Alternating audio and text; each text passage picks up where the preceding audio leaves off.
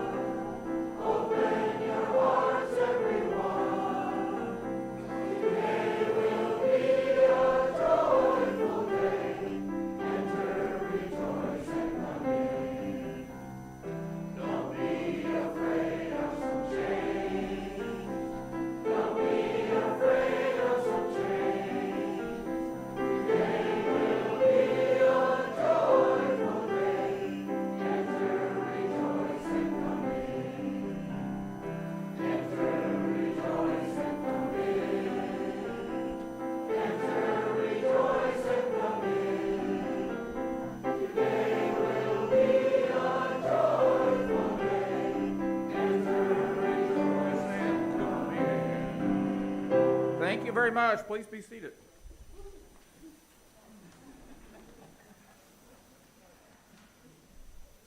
Good morning.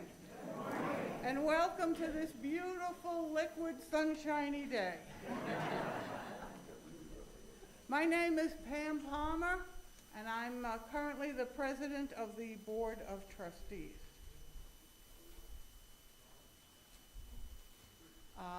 Our mission statement is a welcoming, caring community, encouraging spiritual growth, seeking meaning, and pursuing justice.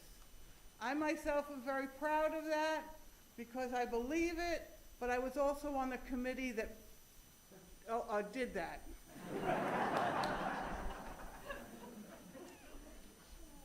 So we are entering an interesting period in this congregation in that we are kind of packing for a journey we were not planning on taking. We're a little anxious about it, but we're also looking forward to the future and deciding what we're going to pack for that journey. And one of the things we're going to pack is the joy that we've had and our experience with having our first settled minister. And I invite you all in that this is the second to last Sunday that he will be with us. So it's time to think about a lot of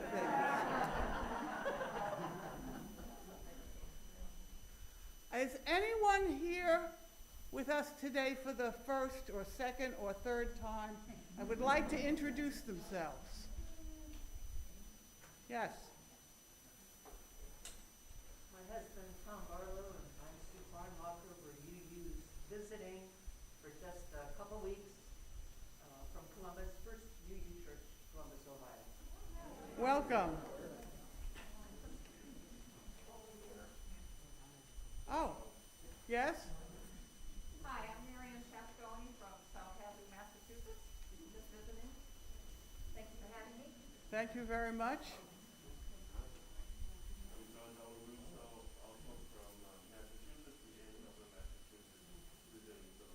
Oh, lovely.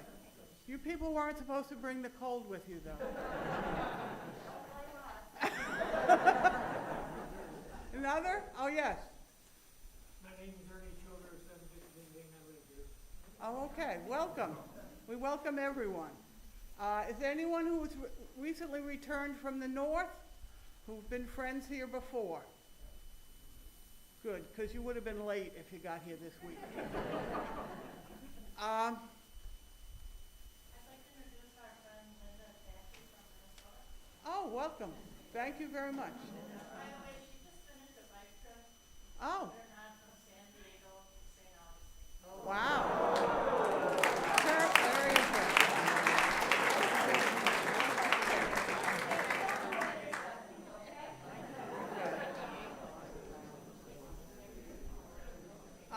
We have some announcements. Is Bill here? No, Bill is not making it. Joel. Joel is making an announcement of a very important topic that we have at the moment. I don't know how much fun it is. Yeah, it is. Well, I can't get this thing off. Bound for life. Good morning. The pledge season has started. Every year about this time, we try to ask you to pledge what you feel comfortable doing to keep our organization going. This year we're trying to do it as efficiently as possible and minimize the interaction between individuals. In the olden days, you might have known that we would divide into teams, and the team leader would go out to the house of the member and sit and talk and discuss, you know, how much they want to give and get a pledge number out of the person. We think that is something we shouldn't do this year. Fast forward to this year, where the epidemic is still raging around the country. Last week, or week before last, Sally, the secretary in the office, sent an email to all members and friends announcing that the pledge campaign was about to start. This past week, you should have gotten an email that had a letter and a brochure, which included a pledge card, talking about it. We requested that you think this over and think your intended pledge, and hopefully many of you will return an email to our treasurer, Dave Lyon, as soon as possible, giving the amount that you wish to pledge for the fiscal year. And it's for us the fiscal year 2023, which begins on April 1st. There is no need to return the pledge card that was in the email, just a simple email to Dave with a number, but make clear that your amount is annual, quarterly, or monthly. Those of you who prefer to receive a hard copy, the information will be mailed in a packet containing the same information as that was sent by email, and we will try to send it to everyone who hasn't responded by email. Those letters will probably go out this week on Wednesday, and by you people making use of the email, you really are saving UCOV some money, whether you know it or not. Just one little packet is costing us over $1 to send, and that doesn't count the volunteer work of Sally, the Pledge Committee, and Dave Lyon. I've had a number of members, and excuse me if this is controversial, and I don't want to see anyone pass out in the seats, but I have had members ask me, what is a reasonable pledge amount? That has been especially true of new members, and it happens every year. Okay, I'm going to stick my neck out and tell you, and if you don't like it, well, don't tell me. The average pledge should be in the neighborhood of $175 to $225 per month. The median pledge, of course, which is less, should be near the $175 amount. Any amount is acceptable. Only you can determine what UCOV means to you and how much you wish to support UCOV with your dollars.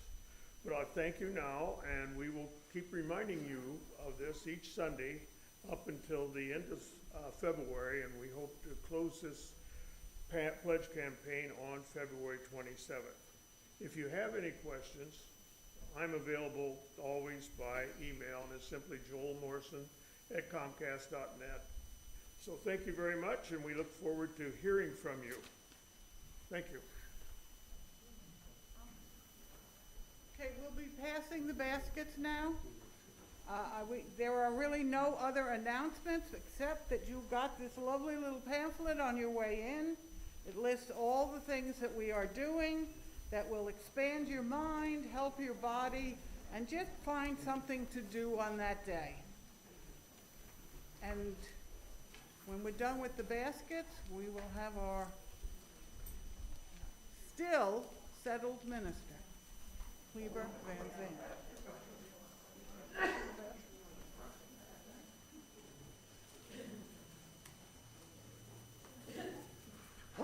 A couple more announcements. For the next 2 Monday evenings at 7 o'clock, there are brochures around announcing this. This is Venice Interfaith Community Association's winter series for the next 2 Mondays at 7 o'clock. This is at Emmanuel Lutheran over on the island. Bev Morrison is a board member on this organization. This congregation was instrumental in starting this organization, and I hope you may want to attend that at 7 tomorrow night and the next Monday. I saw that Thich Nhat Hanh, the Vietnamese Buddhist monk, has died. I think that means that there will be millions of spiritual seekers around the world mourning his loss. Closer to home, Jack Smith. We had a celebration of Jack's life yesterday in this space, and the family was kind enough to leave a couple of boards out on the lanai that had pictures of Jack and his family. So if you'd like to stop out on the lanai, I think there's one on either side. I don't know whether they got moved, but there are boards of pictures of Jack and his family. I sent out an email announcing that we would have an informal service of remembrance for Bonnie Norton today after church. I mentioned that we would have that out at the memorial wall. I think we might have it in here instead. I don't think Bonnie will mind. And so let's give it 10 or 15 minutes after the service is over, and then we'll gather up here and form ourselves into a little service of remembrance for Bonnie Norton. I think that is all the announcements. The prelude begins our worship.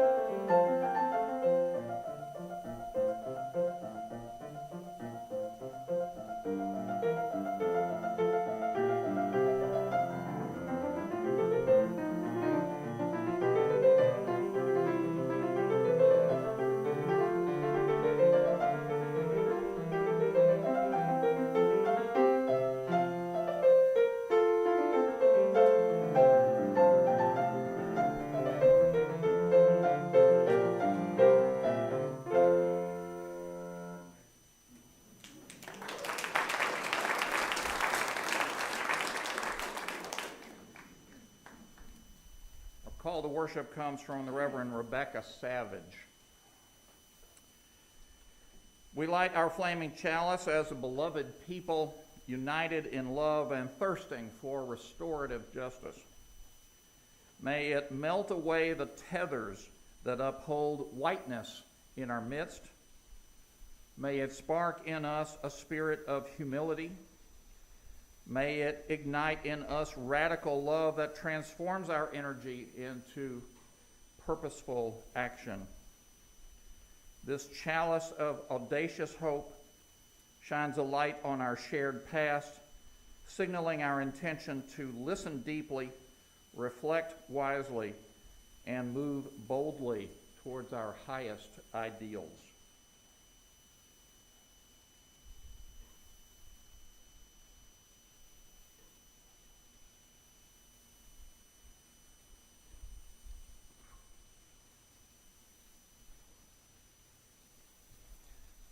Let us worship together. Our hymn will be number 123, Spirit of Life.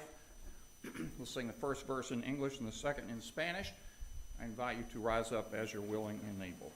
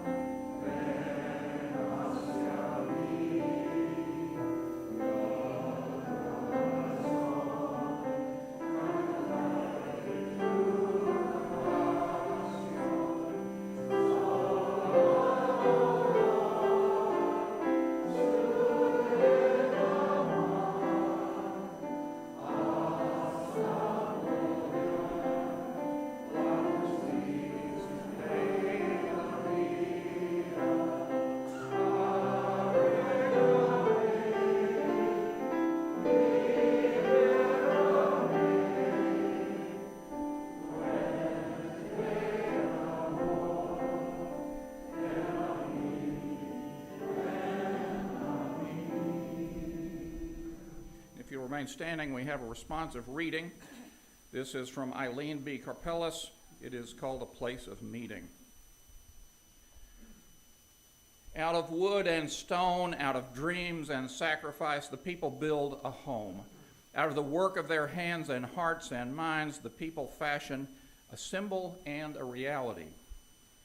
May this house be truly a place of meeting, meeting one with another in warmth and joy and openness, meeting one with another in courage and love and trust. May all who enter here trust one another so surely that they dare to share the deep fires that burst into anger as much as the sweet spring waters that swell into laughter, the slow erosion of wounded tears as much as the soaring song. May these walls know silence as 100 hearts search inward, each for its own small spark of hope that might otherwise be snuffed out in the noise. May these rafters hear the voice of the child as surely as that of the orator, and the sound of the lute, the clack of the typewriter, the swish of the broom, and know that all are as holy as the shout of a million stars. May the rain fall lightly on this house, the sun shine warmly, the winds blow softly, and bless it as a place of joy and peace.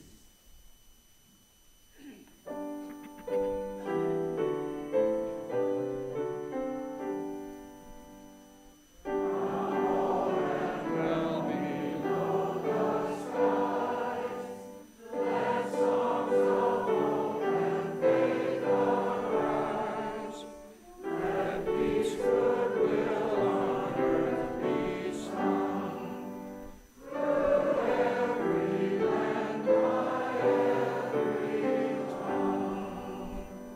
seated.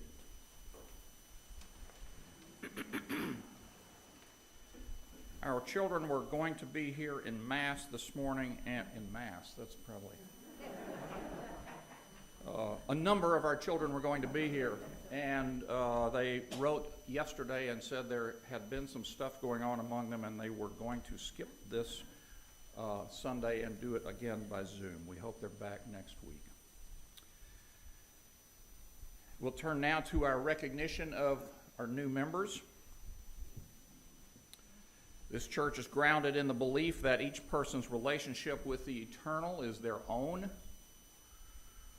We are here to support you in that relationship, not to tell you what it should or should not be. This is the church of the free faith, of the free pulpit, of the free pew, unfettered by doctrine or creed, but true to wisdom tested by the experience of the ages, the disciplines of science, and the still small voice of the heart. Each time we welcome new members into our congregation, we look into the faces of our future. These are the people who have written their names in our book of names, the people who have been willing to take on the joys as well as the responsibilities of membership in this congregation and in our free faith. We are delighted to welcome them today. You may know who you are if you are here to go through this difficult struggle. I'll read names. That'll be good. So what I would like to do is invite you to come up here. If you're going to go through this, come up here and stand on this side of the ramp. We've never done this with the ramp in place before, so good luck with that. And I'll ask you to come up to the middle of the chancel individually, one at a time. I will say a few words to you and then ask you to move around and stay out in front of Lisa, in front of the piano, just for a few minutes while we finish this, and then we'll ask you to answer a question, and we'll all read a statement to you. So, the names I have: Ted Pearson. Is Ted here? Come on over here, Ted. Bill Reynolds. I saw Bill. There he is. Nancy Minaldi Scanlon. Mike Scanlon. Beverly Lieberman. Right down there. Right on the, down on the floor. Yep. Sorry, not very clear. Beverly Lieberman. Roger Rowell. Jean Sibbers. Stop there. Stop right there. That's okay. We'll remove that one gold star you have. Jackie Whitus. Jackie. Barbara Grundy. Okay, I'll remove this R. Marcia Smith. You know better than I do, Barb. Dick Pastora. See Dick. And Tom Reeves.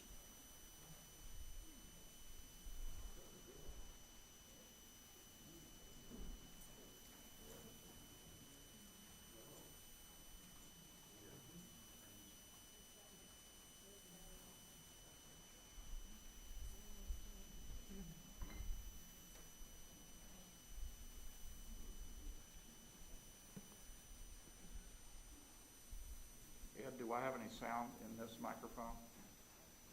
Thank you. Good, thank you.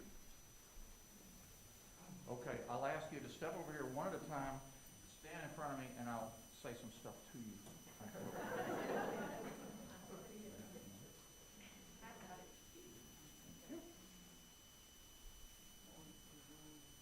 Please say your name. Nancy Minaldi Scanlon. Nancy Minaldi Scanlon. May your thoughts be wise. May your lips speak truth. May your heart know love. And may the work of your hands be blessed all the days of your life.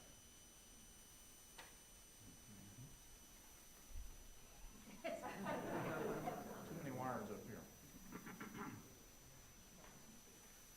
Please state your name. Ted Pearson. Ted Pearson. May your thoughts be wise. May your lips speak truth. May your heart know love. and may the work of your hands be blessed all the days of your life. Thank you.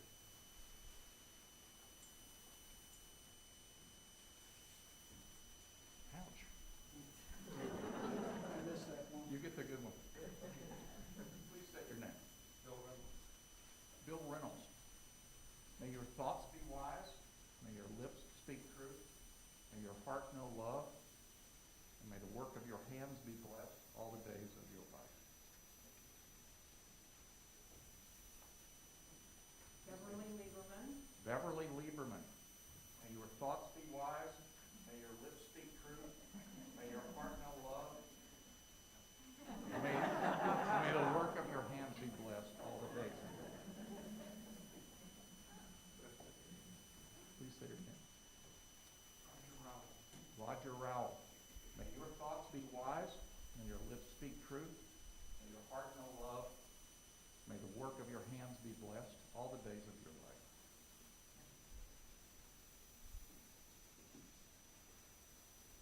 Please say your name. Jane Sivers. May your thoughts be wise. May your lips speak truth. May your heart know love. And may the work of your hands be blessed all the days of your life. Please say your name. Mike Scanlon. Mike Scanlon. May your thoughts be wise. May your lips speak truth. May your heart know love. And may the work of your hands be blessed all the days of your life.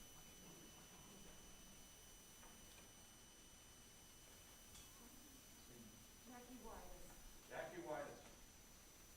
May your thoughts be wise. May your lips speak truth. May your heart know love. And now may the work of your hands be blessed all the days.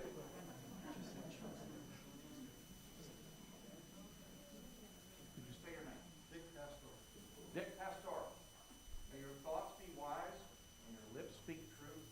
May your heart know love. And may the work of your hands be blessed all the days of your life. Barb Gundy. Barb Gundy. May your thoughts be wise. May your lips speak truth. May your heart know love. And may the work of your hands be blessed all the days of your life.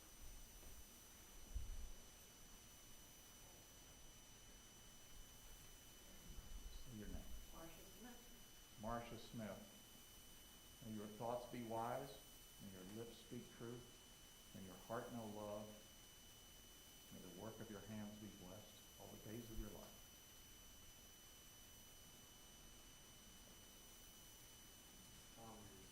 Tom Reeves. May your thoughts be wise. May your lips speak truth. May your heart know love. And may the work of your hands be blessed all the days of your life.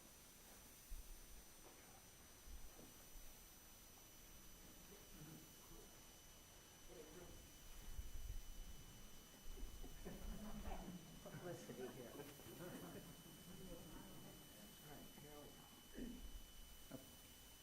Pat, you know they're not done yet.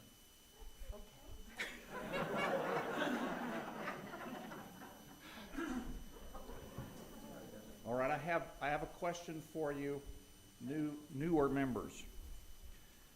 And this should be on the screen. There we go. Friends, have you come of your own free choice to live in covenant with us and to move together with us into the future with hope and vision? We have. And would all the rest of the members of this congregation respond to them reading these words? We, the members of the Unitarian Universalist Congregation of Venice, welcome you to our search for faith and freedom, our work for justice with love, and our practice of keeping an open heart and an open mind. We offer you the counsel and wisdom of the truth we have come to know, as we shall hear gratefully the truth which you bring to us. In our walking together, we shall come to find in the power which enlivens us, an abiding peace, a sustaining hope, and an enduring love. So may this congregation become for us all a beacon and a refuge, a challenge and a comfort through all our days. Please welcome your newest members.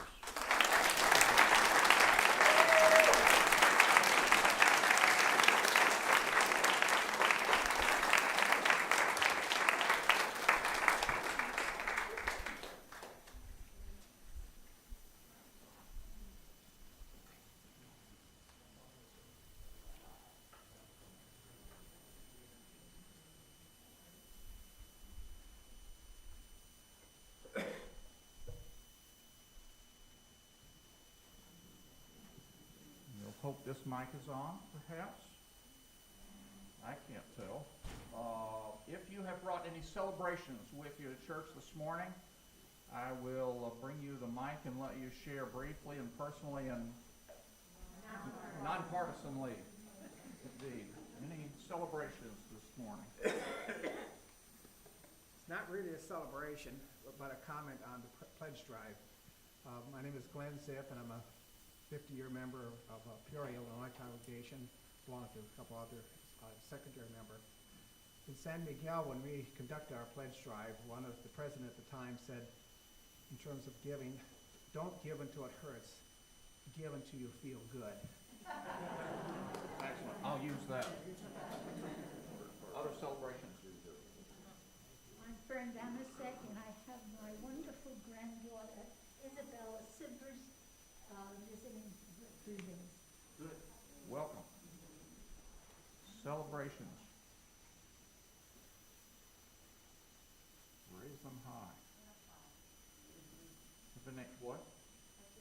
I've got butterflies, not caterpillars anymore. Butterflies, team chrysalis. Butterflies. Excellent. If you've brought any sorrows with you to church this morning, I'll bring you the mic and let you share those. Sorrows or concerns.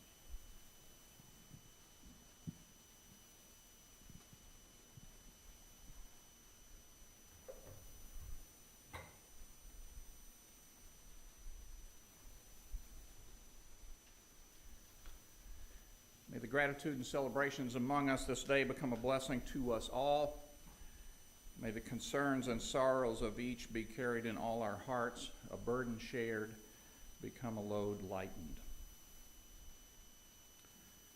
Now let's join in a spirit of prayer and meditation, beginning with some words from the Reverend Gretchen Haley.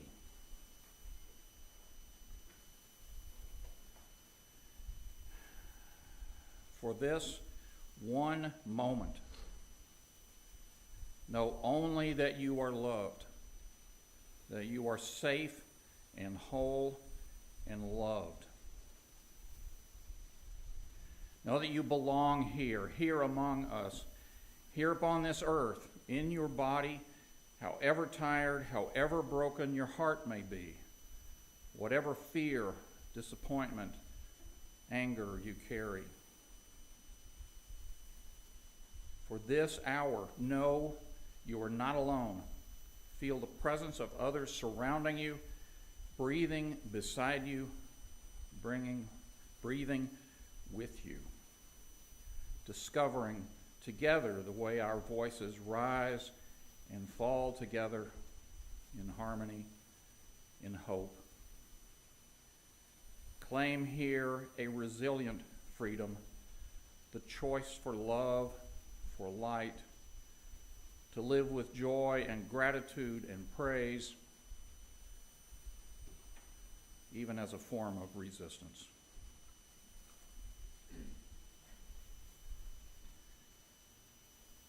We lift up those in this community who face change, challenge, or loss this day as we hold within our hearts all who suffer.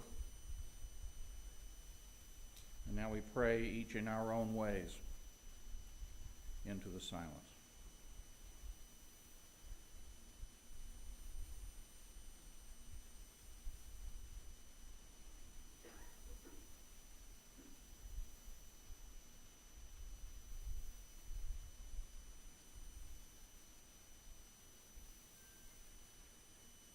The hopes of this community are offered forth in the names of all those who've gone before and in the names of all those who will come after. In In the names of all the helpers of humankind, Shalom, Salam, Amen, and blessed be.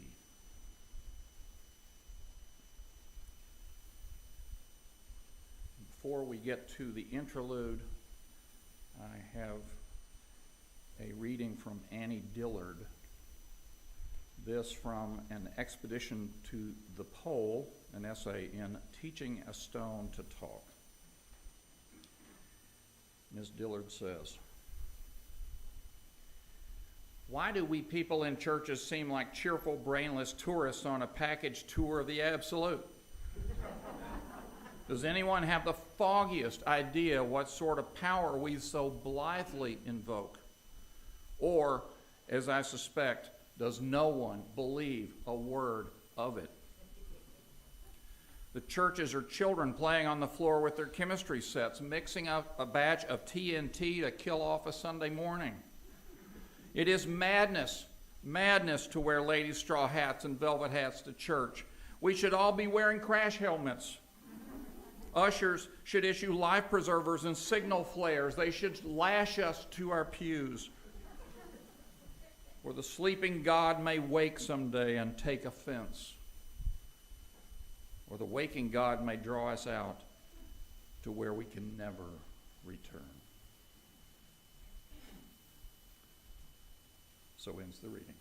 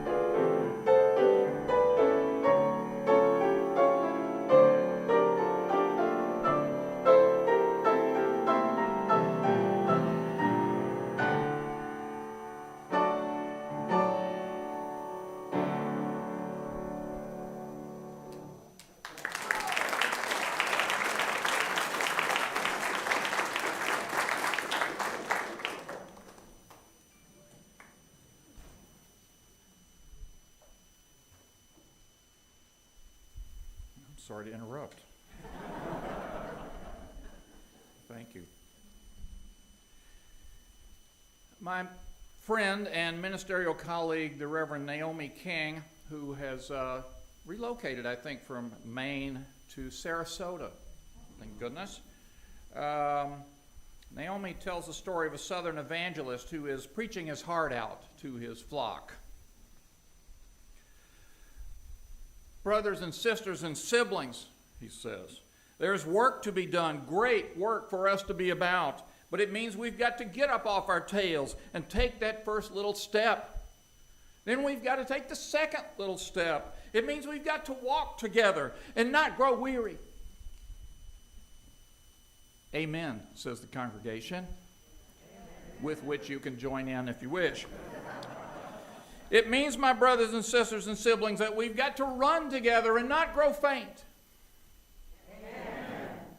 It means we've got to spread our wings and fly. Amen. But my friends, the preacher says, we all know today that it takes money to fly.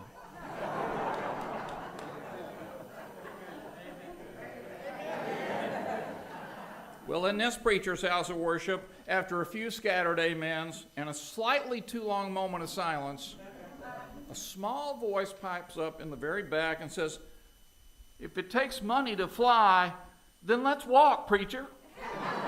Let's walk.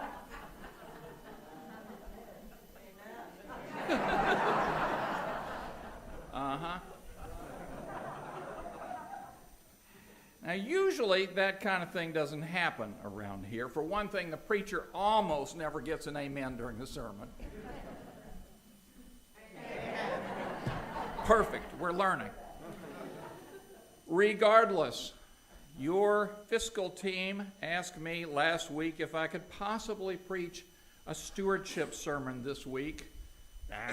No problem. A sermon commonly known as the Sermon on the Amount.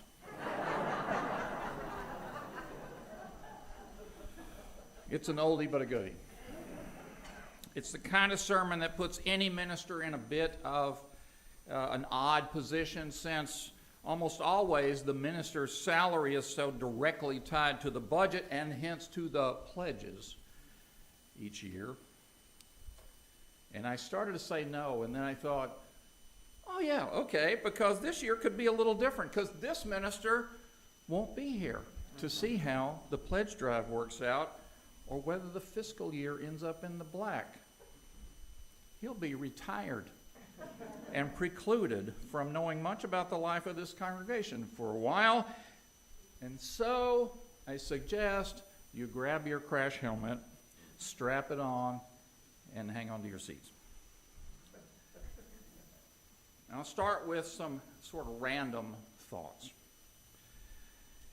As I remember asking you about 3 weeks ago if you'd please help me with a list of the accomplishments this congregation has been able to achieve over the last 7 or 8 years. I'd already made my own list, but I told you I thought it was important that you pitch in, because I want this to end up being a list of the successes you feel you've had. You're going to need that during the search. So, to quickly recap that list, here's some things I included on that. Being involved with Family Promise, the Family Promise program that helps families who are on the edge of housing get back into stable housing. Increasing the accessibility and usefulness of this campus. For instance, the remodeled sanctuary, lanai, and patio areas, a ramp into Waters Hall across the driveway, and this remodeled chancel that includes a ramp now that allows more participation by the differently able. There's LED lighting in here and across the campus. There's a new memorial wall out there to memorialize the names of beloved members and friends. Our office systems have been redone to make it easier to manage all the communications that a congregation like this one needs to get its message out. And AV upgrades. In both Waters Hall and Astorlander House, we can now use Zoom to digitally include people in team meetings, adult RE, fellowship groups, and all of those things. In the sanctuary, we can live stream worship or memorials like we did yesterday, and other programming to people on their computers or their phones wherever they may be, whether they're at home here in Florida, up in Adrian, Michigan, Portland, Maine, Dallas, Texas, wherever all of you out there, Bruce and Bonnie and Peter, I'm talking to you, wherever you happen to be. Lastly, I hope you noticed the solar panels on the roof of the sanctuary. So thanks to all of you who've written with things to add to the list. Here's a couple. The relationship this congregation has built with the monks at the Blue Lotus Buddhist Meditation Center. When their building was rendered unusable by a storm some months ago, this congregation offered its space to the monks for some of their meditation classes. I think that's a wonderful thing for them and for us. Secondly, I have heard from some of you that you feel there has been an increased acceptance of language, practices, rituals that in the past may have, triggered some criticism maybe. Ritual does seem to have grown in importance and acceptance around here. Witness the blessing of new members you just participated in. It's great to have new members joining us.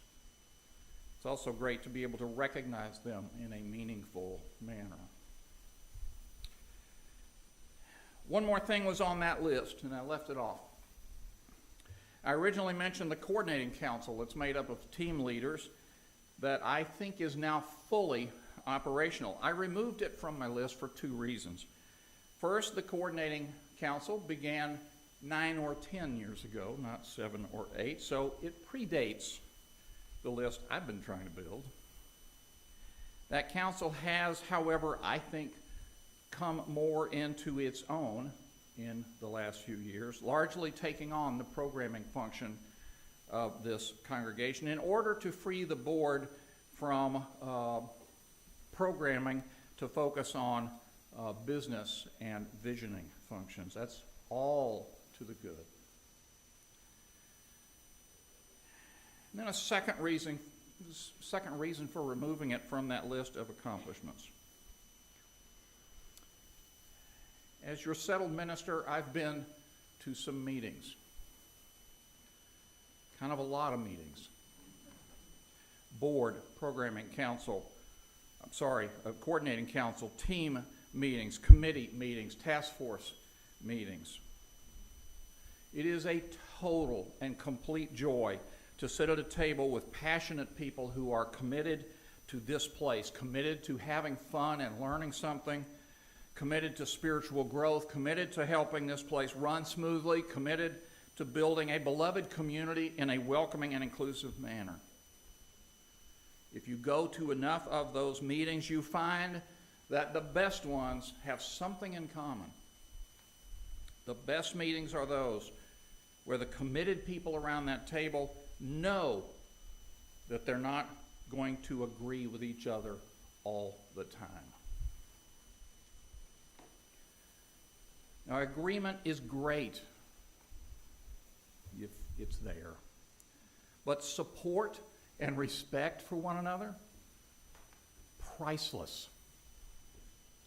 I have been in the room any number of times when people disagreed passionately, wholeheartedly. And in some of those meeting rooms, not all, but some, in some of those meeting rooms there was also a sense that people felt safe enough with each other to disagree and to do so without fear of shame or reprisal. That is an amazingly difficult thing to find in our culture. A place where one can be with others and can reach into oneself and share from the depths, even if there's a little bit of tension to it, and expect then that your thought and opinion, as well as your misgivings and uncertainties, will be listened to and heard and treated with dignity and respect. To me, this is such a special thing. And I bet it'd be as special for you as it has been for me. Because this kind of thing doesn't happen everywhere. And it doesn't just happen. It takes a lot of people caring about each other and being willing to put their own interests aside for a while. People willing to listen to the interests and concerns of others. People willing to work on their own interior stuff and figure out, when to push their own ideas and agendas and when to sit back and let others take the lead for a bit. It takes a bunch of people who are willing to grow up and figure out the balance between I and we. And how all of us I's can interact with all of you yous in ways that don't reinforce a feeling of us versus them.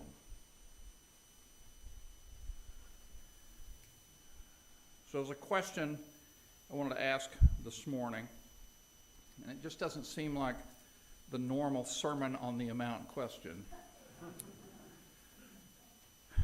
But as you embark on a pledge drive and then on a search process, I think it's an important question to consider. Which kind of people do you want to be?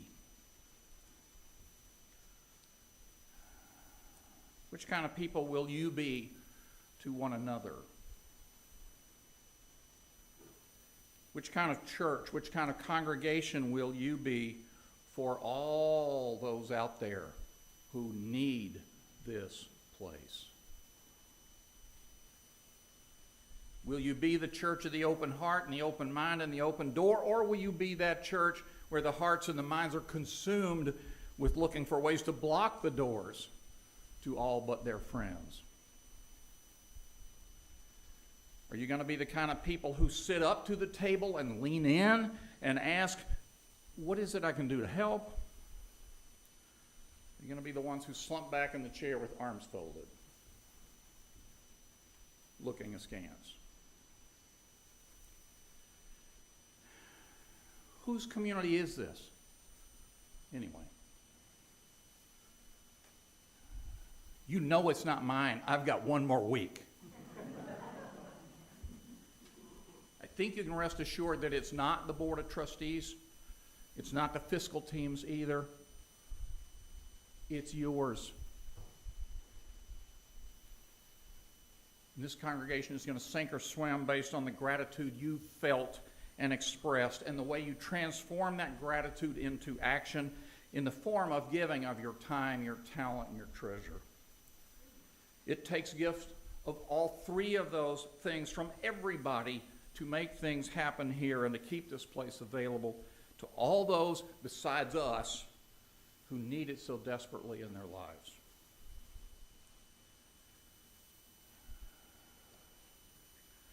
I've heard some people say, gosh, we should find out whether people liked whatever program they attended or not.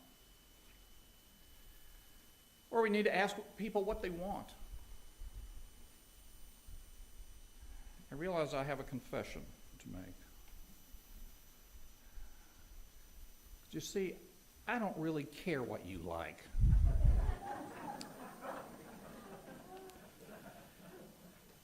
And I'm not particularly interested in what you want.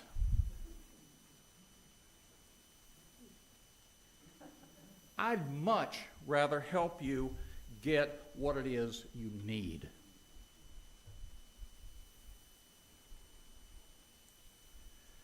What is it you need to be as healthy as you can be? What is it you need to help you become the best person you can be? What is it you need in order to live your best life? What is it you need for you to be fulfilled as a human being? What kind of connections and commitments would you need to make to know that you've done your best?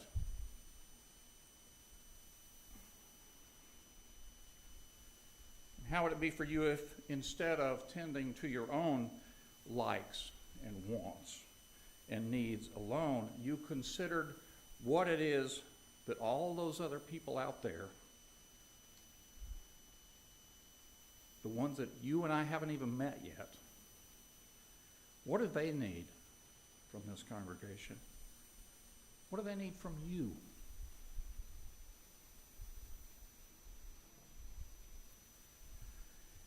I say all this, and I've heard some of you say, well, I really only come here to be with my friends. I just ignore all that other junk. Well, okay, we all need friends. We do. And we need a place to meet them, and this is as good a place as any. But how many friends can you reasonably keep up a deep relationship with? 27? Sounds like a lot. How about 12? So you only come here to mingle with your 11 friends, and the rest of this, the rest of us, are really kind of a bother. If that's the kind of congregation you aspire to be, it should be pretty easy to get that. Because if you're only looking at and talking to those 11 people that you already know, you're not going to be interrupted by a lot of visitors, and you're certainly not going to have any returning ones. And I've said this before, if that's what you aspire to, please remove the words Unitarian Universalist from the signs out front. Because if you're only interested in seeing your friends, then that sign is mocking. It amounts to a bait and switch fraud. It amounts to a lie.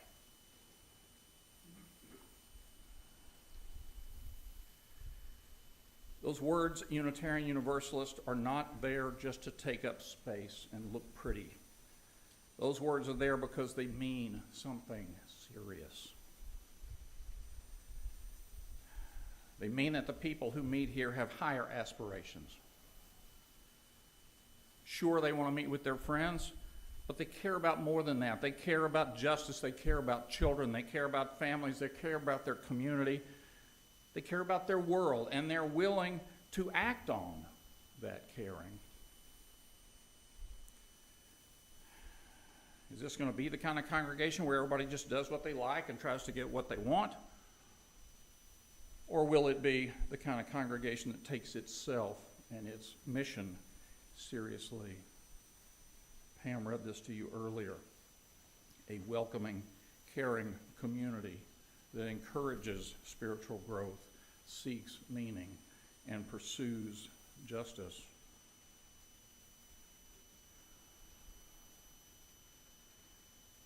Are you going to fly or not? And when I got here, there had been rumblings about building a fellowship hall out on the rest of the 5 acres out there. Since you didn't build that, the Island Village Montessori School next door was able to use it as a parking lot yesterday, which is great for them. It's great. We need to be good neighbors. They're going to need that about twice a year. What if, instead of a fellowship hall for yourselves, you built a neighborhood of tiny houses and kept them affordable for working families in Venice? Where do the people who mow your lawn live? The people who work in the restaurants you went to last week? The people who work in the hospitals that are there when you need them? Because they don't live in Venice. They can't afford to. There's no affordable housing here. This 5 acres could be a start. Or Blue Lotus Meditation Center needs a new home, I understand, and if you'd put up a building for them out there, then how about a second building and inviting the Islamic Society of Sarasota and Bradenton to start a satellite mosque on this property as well? And then a holistic center. Before long, this corner of Pine Brook and Edmondson would be known as the spiritual center of Venice. Of course, I'm just throwing out ideas. because my time is up. That means it's really up to you. What are you going to do? What kind of congregation is this going to be? And maybe you think that because I started with a story about a southern preacher who says it takes money to fly, that I'm going to beg you to pony up so that we can fly too. On the contrary, why fly? Maybe it's time to rest on our laurels. Or maybe it's time to fly. I don't know. I have come to believe that instead of me or anybody else begging you to reach down deep for something that, you're just not really into. It's up to you whether you want to fly or walk or just visit with friends and let it all go poof. It's really, really up to you. Perhaps you've been at a meeting or two where people support and respect one another and where you felt that people can be safe enough with each other to disagree. Perhaps you feel you've been welcomed into this church of the open heart and open mind and open door, and you'd like to help keep it that way, make it that way for everybody who comes after you. Perhaps you find this a place that helps you feel alive, a place where you can feel connected, a place where you're learning to be your best self. Perhaps you find that this place for you isn't always soft and fluffy and placid, but is a place that challenges you to reach out beyond your private interests and to adopt a more global perspective.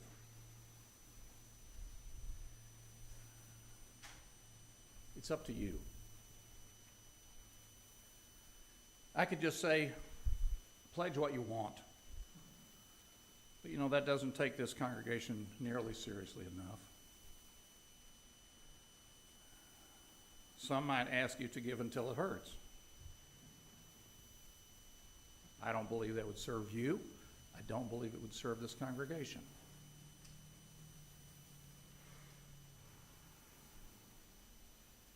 I'll borrow from Glenn and just say I'll ask you instead to consider giving until it feels good. Give of your time, your talent, and your treasure until you can say with pride and commitment and love in your heart,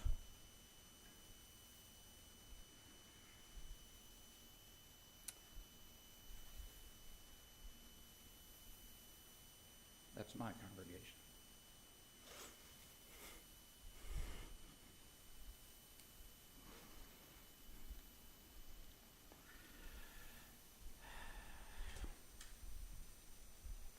If any congregation anywhere could ever fly,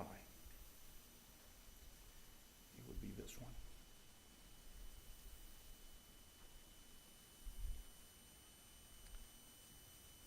So may it be.